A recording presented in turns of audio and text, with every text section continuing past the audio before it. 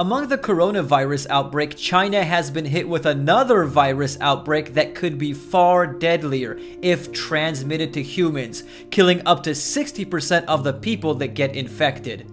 That's what I'm going to be talking about in this video, but before I do that, I want to thank Leah Jones for sponsoring this video. Leah Jones runs a YouTube channel called Not Only Carrots, which includes delicious vegan recipes and health tips. And some of her recipes include raw vegan cheesecake with raspberry topping, meaty vegan sausages, and Aussie vegan pizza. Click on the card in the upper right hand corner of the screen or the link in the video description to subscribe to Not Only Carrots on YouTube today. Now back to the recent virus outbreak in China. An online post entitled, "Amid the coronavirus outbreak, China is now also fighting deadly bird flu in chickens," by BusinessInsider.com states, according to the South China Morning Post, China's Ministry of Agriculture and Rural Affairs reported an animal outbreak of the often fatal H5N1 bird flu in thousands of chickens in the Hunan province, which borders the Hubei province to the south. The farm has 7,850 chickens and 4,500 of the chickens have died from the contagion. Local authorities have culled 17,828 poultry after the outbreak, a statement by China's Ministry of Agriculture and Rural Affairs said on February the 1st. There are no reported human cases of the H5N1 avian flu, according to South China Morning Post, and transmission of the disease to humans is rare. Nearly all cases of avian flu infection in people have been associated with close contact with infected live or dead birds or H5N1 contaminated environments, according to the World Health Organization. However, the outbreak is a cause for concern because the bird flu has a 60% mortality rate among infected humans, according to the World Health Organization. Additionally, the H5N1 bird flu can cause severe respiratory illness, including pneumonia and neurological changes such as an altered mental state and seizures. If the H5N1 virus were to change and become easily transmissible from person to person while retaining its capacity to cause severe disease, the consequences for public health could be very serious, WHO said in a statement. This reminds me of the novel coronavirus outbreak. Bats are known carriers of the latest strain of the disease, but until lately, it didn't have the ability to infect humans. However, the novel coronavirus is said to have undergone a mutation which enabled it to jump from animals to humans. The most likely source of the coronavirus is believed to be a fish and livestock market in Wuhan, where bats were sold for the purpose of consumption. Chinese people, especially in Wuhan, considered bats a delicacy and would make bat soup out of them. Now, one of the differences between the novel coronavirus and the recent bird flu outbreak in China is the mortality rate. The mortality rate for the coronavirus is around 2%, while the bird flu mortality rate is 60%. To put that into perspective, at the making of this video, there have been around 60,000 confirmed cases of the coronavirus, with about 1,400 deaths. If there was a bird flu outbreak among humans of similar magnitude, 60,000 cases would result in 36,000 deaths. Now that's highly unlikely to happen at the time because the bird flu isn't easily transmitted to humans. But there have been cases of bird flu transmissions to humans in the past, and if the bird flu mutates like the coronavirus did, it could spread rapidly and cause a lot of fatalities. In addition, after the bird flu outbreak in Hunan province, there was another bird flu outbreak in a different Chinese province. An online post entitled, "Another bird flu outbreak confirmed in China," by NKH World Japan states, Chinese Agriculture Ministry says the highly pathogenic H5N6 strain of bird flu has been confirmed at a poultry farm in the southwestern province of Sichuan. The ministry says that 1,840 out of 2,500 chickens at the poultry farm died of avian flu caused by the H5N6 virus. The remaining chickens were culled to prevent the infection from spreading. Earlier this month, the ministry said that the highly pathogenic H5N1 strain of bird flu was detected at a poultry farm in Hunan province. Chinese authorities are apparently stepping up measures against a series of bird flu outbreaks, as they also contend with the spread of new coronavirus infections in the country. The bird flu has been labeled as a ticking time bomb by experts, according to an online post entitled "Bird Flu, China's Ticking Time Bomb of Infectious Disease" by ccn.com, which states, "With a mortality rate of 60%, the bird flu is as deadly as Ebola. While it doesn't currently spread well among humans, experts believe it can mutate into more virulent forms. This is a ticking time bomb." In addition, most of the recent emerging infectious diseases come from animals. An online post entitled "Diseases from Animals and Insects" by the Arkansas Department of Health states, approximately 75% of recently emerging infectious diseases affecting humans are diseases of animal origin. Approximately 60% of all human pathogens are zoonotic, which means they come from animals. Some of those diseases are transmitted through the bite of an animal, such as rabies from animals infected with the rabies virus, or diseases spread through the bite of a tick or mosquito. Others are spread through non-bite animal contact or even result from contamination of the environment by animals. Some examples of infectious and deadly diseases that have emerged in the recent past, aside from what I already mentioned in this video, include SARS, which broke out in 2002, and MERS, which was first reported in 2012. SARS originated from civet cats in China, and MERS came from camels in Saudi Arabia.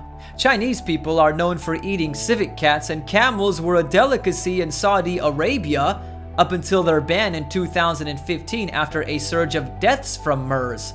Ebola is another disease of animal origin that affects humans. The disease was first identified in 1976, and fruit bats are believed to be the source of it. In 2014, there was an Ebola outbreak in West Africa where bushmeat was the suspected cause. An online post entitled "Ebola, is bushmeat behind the outbreak?" by BBC.com states, "Bushmeat, or wild animal meat, covers any animal that is killed for consumption, including antelopes, chimpanzees, fruit bats, and rats. It can even include porcupines and snakes. In some remote areas, it is a necessary source of food. In others, it has become a delicacy.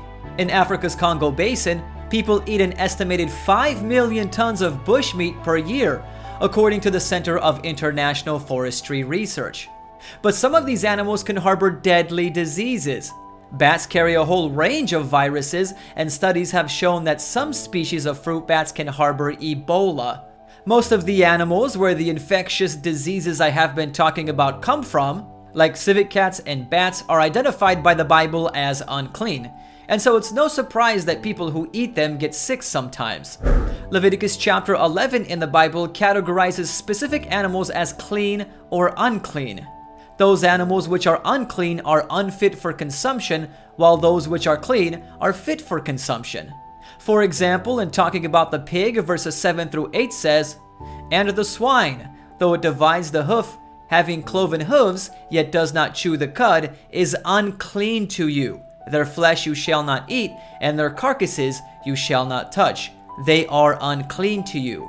Notice, not only does it tell us not to eat them, it also tells us not to touch their carcasses, probably to avoid the spread of disease from infected pigs and other unclean animals to humans.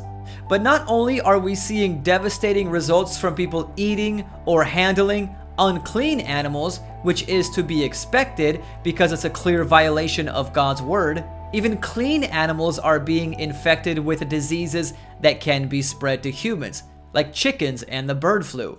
So maybe that's a sign that we should adopt a more plant-based diet. Did you know that the original diet God gave to mankind was a plant-based diet?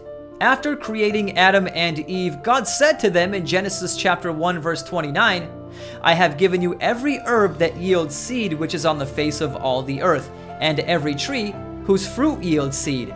To you it shall be for food." Seed-bearing plants are fruits, so this was actually a fruitarian diet. In protest, people tell me sometimes, well, that changed after the fall. Then mankind started eating meat. But that's not completely true. We know how Adam and Eve's diet changed after the fall because Genesis chapter 3 verse 18 tells us. There, God told Adam, "You shall eat the herb of the field." Herbs, in other words vegetables, were added to their diet, possibly to make up for something they were lacking from the Garden of Eden. Adam lived to be 930 years old, and we have no record that he ever ate meat. Quite the contrary, the evidence suggests that he, along with Eve, were lifelong plant eaters, because God didn't allow mankind to eat meat until after the flood, which was after Adam died. Genesis chapter 9 verse 3 records the first time God allowed people to eat meat, stating, "Every moving thing that lives shall be food for you. I have given you all things, even as the green herbs." God told this to Noah and his family after they departed from the ark. And the reason God permitted them to eat meat was likely because the floodwaters had destroyed the vegetation on the earth. And so this was really an emergency provision. I don't think God intended them or mankind to make meat eating a regular habit. Something that confirms this is Israel's 40 years of desert wandering because God fed them with manna. Exodus chapter 16 verse 35 says, "And the children of Israel ate manna 40 years until they came to an inhabited land. They ate manna until they came to the border of the land of Canaan." Manna, or bread from heaven, which it was also called, was described in verse 31 as like white coriander seed, and the taste of it was like wafers made with honey. This was plant food. Now there were 2 instances where God provided quail for the Israelites to eat in the desert, but that's because they persisted in having it. I think Israel's desert journey and God feeding them with manna is an important lesson for us today.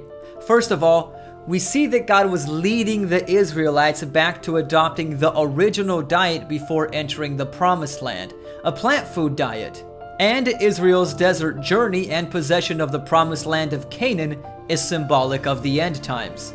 Hebrews chapter 11 verses 8 through 10 reveals that Canaan symbolizes the city of God, the New Jerusalem. It states, "By faith Abraham obeyed when he was called to go out to the place which he would receive as an inheritance." It's talking about Canaan. "And he went out, not knowing where he was going. By faith he dwelt in a land of promise as in a foreign country, dwelling in tents with Isaac and Jacob, the heirs with him of the same promise. For he waited for the city which has foundations, whose builder and maker is God." God is the builder and maker of the New Jerusalem, which has 12 foundations, according to Revelation chapter 21 verse 14, not the literal territory of Canaan. The New Jerusalem is the land of promise that Abraham ultimately looked forward to. Canaan symbolized that. And I'm saying this to say that the diet reform that God instituted for the Israelites in the desert illustrates a work of diet reform that God is performing for his church in these last days. I believe that God wants us to return to the original diet, which is a plant-based diet, especially considering how increasingly dangerous it is becoming to eat meat, both clean and unclean meat. It was never really safe to eat meat that the Bible calls unclean, but now it's getting to the point that even clean meat is risky. One reason I mentioned is because of the bird flu in chickens, but I would like to also address mad cow disease. An online post entitled, "Mad cow disease is still a threat, but we might finally have a blood test for it," by sciencealert.com states, "Mad cow disease, or bovine spongiform encephalopathy, is one of the scariest and strangest conditions of the past 20 years. The degenerative disease is spread through infected cow meat and blood transfusions and causes rapid brain decay. It's always fatal, and there's no cure. But most terrifying of all, doctors have never been able to test for it and still aren't sure how many people could be infected, which is why many people who lived in the UK during the 80s and 90s still aren't allowed to donate blood. For those young enough to remember the big mad cow disease scare of the 90s, the condition seemed to appear out of nowhere, causing fatal degeneration of the brain and spinal cord. The first symptoms are usually depression and hallucinations, which are followed rapidly by dementia and loss of motor control. Within a year of symptoms arising, most patients will be dead. In cows, it often takes 2.5 to 5 years for symptoms to appear, and incubation periods as long as 50 years have been reported in humans. Recent studies have suggested that as many as 1 in 2,000 people in the UK might carry abnormal prions, which is the cause of mad cow disease, and thousands of people around Europe could still be infected. If there was ever a time to avoid eating meat and return to the original diet of our creator, now is the time. If you'd like to try a plant-based diet but aren't sure how to do that, don't forget to subscribe to Leah Jones's channel, Not Only Carrots, by clicking on the card in the upper right-hand corner of the screen or the link in the video description, and check out her vegan recipe videos. Outbreaks of infectious diseases from animals to humans seem to be on the rise in recent decades, including Ebola, SARS, MERS, mad cow disease, and the new coronavirus. And recently the bird flu killed off a bunch of chickens in China, and if the virus becomes as infectious as the coronavirus, it will make the coronavirus look like a runny nose in comparison. 75% of recently emerging infectious diseases affecting humans are diseases of animal origin. Consequently, it is becoming increasingly unsafe to eat meat, even meat from animals which the Bible identifies as clean. The best course of action is to return to the original diet that was designed for us by our creator, which is a plant-based diet. Not only will a plant-based diet greatly reduce the chances of you becoming infected by a diseased animal, it has other benefits like strengthening your immune system to help you fight disease. Do the emerging diseases from animals that affect humans concern you, and has this video led you to consider trying a plant-based diet? Let me know in the comments section. By the way, I'm having a sale in my Christian t-shirt store right now, which includes 10% off on all of my shirts. I'm doing this because all of my coronavirus videos up until this point have been demonetized by YouTube, and I'm pretty sure this video will be demonetized as well. So this sale will help fund my channel. Click on the card in the upper right hand corner of the screen or the link in the video description to check out my store. Also, if you would like to support my channel with a donation or monthly pledge of any amount, links to my PayPal and Patreon accounts are in the video description. Your support helps keep my channel going. Don't forget to subscribe and click the bell if you're new so you don't miss any of my future uploads. If you enjoyed this video, feel free to like it and share it. Click on the screen to check out some more of my videos. Thank you for watching, and God bless you.